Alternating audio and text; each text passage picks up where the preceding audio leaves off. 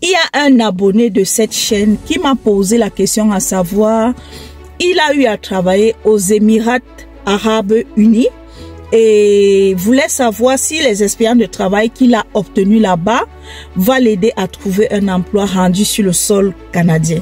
Alors les amis, je vais répondre à cette question à travers cette vidéo qui va aider plusieurs d'entre vous. Restez scotchés. Je dis bien restez scotchés jusqu'à la fin de la vidéo parce que je vais répondre à cette question-là.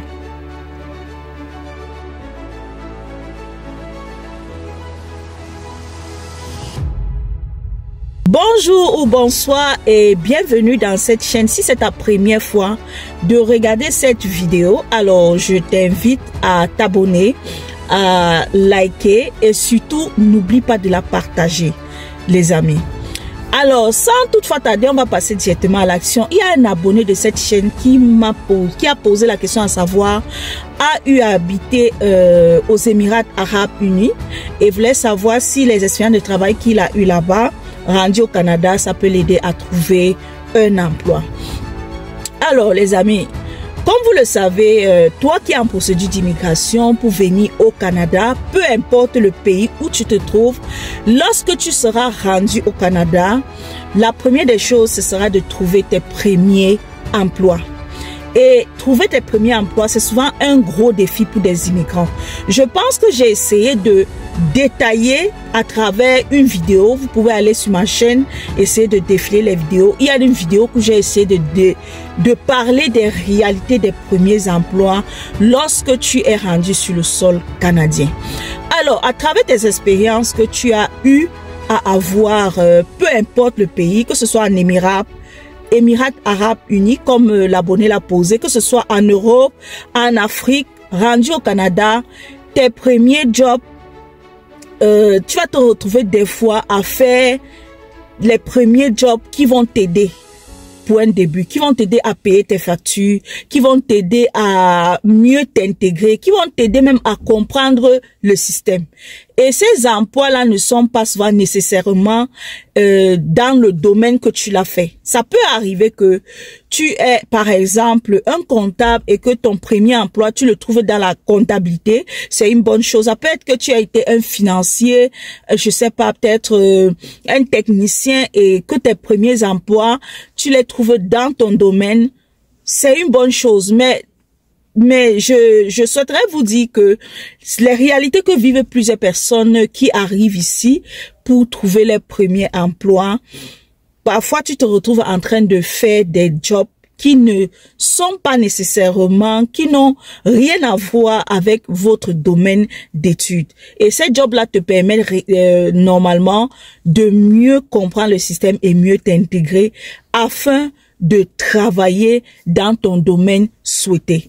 Donc, toi, par exemple, qui as eu à travailler depuis ton pays d'origine et que tu as l'expérience de travail, oui, quand tu seras rendu ici, tu vas faire un CV. Tu vas faire ton CV suivant le standard canadien que tu vas essayer de postuler différents emplois. Et quand tu fais ton CV, peu importe les expériences de travail que tu as eues à l'extérieur du Canada, c'est-à-dire hors du Canada, tu dois bien les mentionner dans ton CV en suivant les standards canadiens. Et c'est en fonction de ça que tu peux décrocher tes emplois. Oui, bien sûr. Donc, si toi, tu travailles depuis ton pays d'origine, fais juste ce que je vais te dire. Rendu ici, fais ton CV en quittant de ton pays d'origine et même une attestation de travail qui prouve que tu as travaillé dans ton domaine. Parce que quand tu es rendu ici et tu postules des différents emplois, on va te convoquer pour des entrevues. Et lorsqu'on te convoque pour des entrevues, c'est à toi de te démarquer auprès des employeurs en fonction de ce que tu as mentionné dans tes CV, dans ton CV en fait. Toujours est-il, celui qui a une expérience de travail dans un domaine précis est toujours plus avantageux par rapport à quelqu'un qui n'a pas d'expérience de travail. Vous savez, le système américain est souvent un peu différent du système français parce que le système français, c'est quoi? Parfois, on recrute les gens en fonction des gros diplômes. Tu vas voir quelqu'un qui a un bac peut-être on regarde beaucoup plus le diplôme.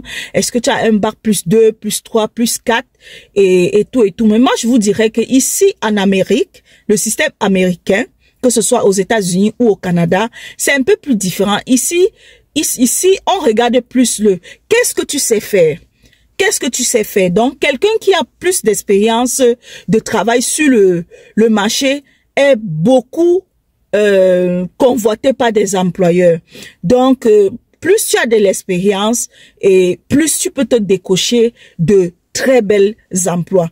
Donc, ça, c'est la première des choses. La deuxième des choses que je vais te dire, c'est que les expériences de travail que tu as eues hors du Canada, ça peut aussi t'aider à te classer quand on va te recruter, en fait. Je prends un exemple. Si tu as été informaticien dans ton pays d'origine, tu as travaillé dans l'informatique, rendu ici, quand tu vas décrocher un emploi dans ton domaine, ce qui va se passer, généralement, la plupart des entreprises, même la fonction publique, ils vont essayer de te classer suivant les expériences que tu as eues hors de ton pays. Et parfois, tu te retrouves en train d'avoir un salaire un peu plus élevé par rapport à un débutant. Pourquoi? Parce que tu as de l'expérience dans ce domaine-là.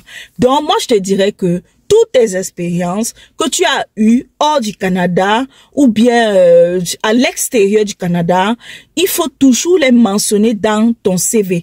Mais ici, le CV qu'on fait, c'est comment je vais dire, le CV est adapté en fonction du type d'emploi que tu vas postuler. Parce que tes expériences de travail, par exemple, que tu as eu en informatique, tu peux les employeurs reconnaissent cette expérience de travail-là si tu obtiens un emploi au Canada dans le même domaine qui est celui de l'informatique. Mais disons par exemple, si tu as eu à travailler par exemple, je sais pas, ça c'est un exemple que j'ai dit, si tu as eu à travailler comme un technicien, peut-être tu as travaillé dans un magasin comme commercial et que tu postules pour un emploi concernant par exemple la comptabilité, c'est pas les mêmes domaines.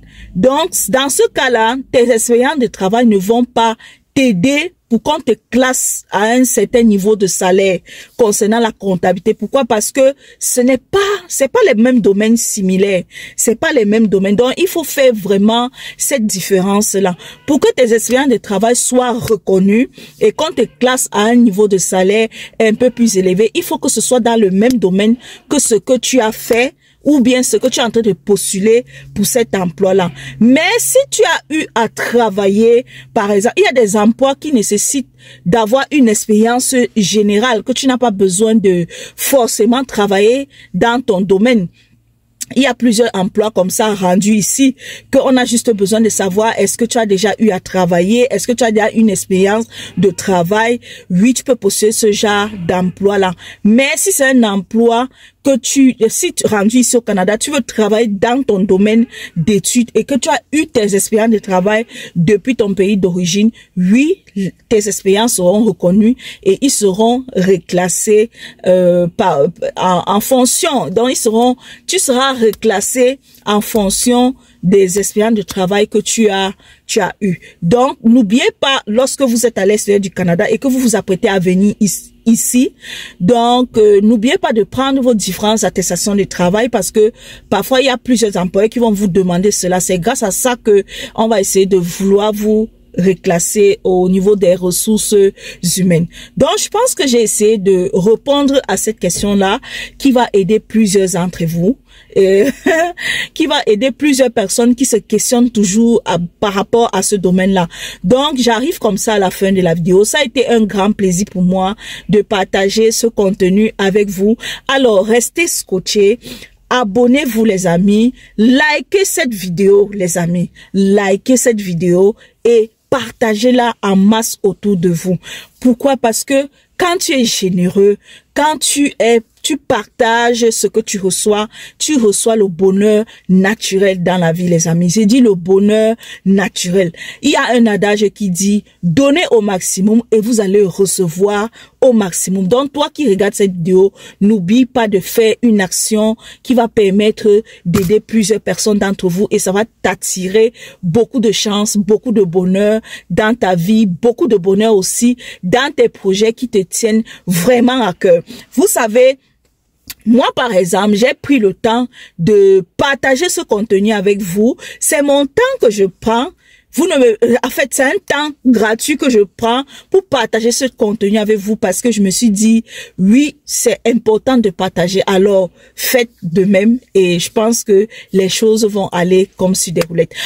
On se retrouve à une prochaine vidéo. Je vous souhaite une belle journée, les amis.